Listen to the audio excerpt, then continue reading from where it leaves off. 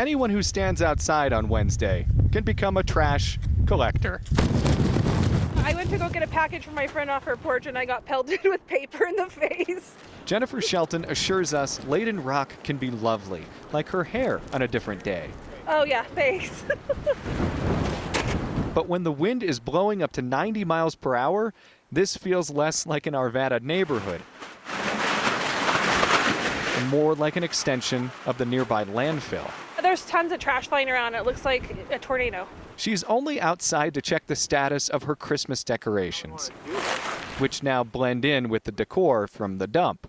They're kind of trashed. Gusty days are a given out here, but memories of this one will stick.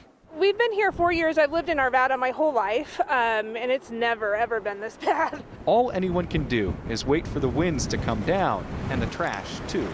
It looks like you're in a trash pit.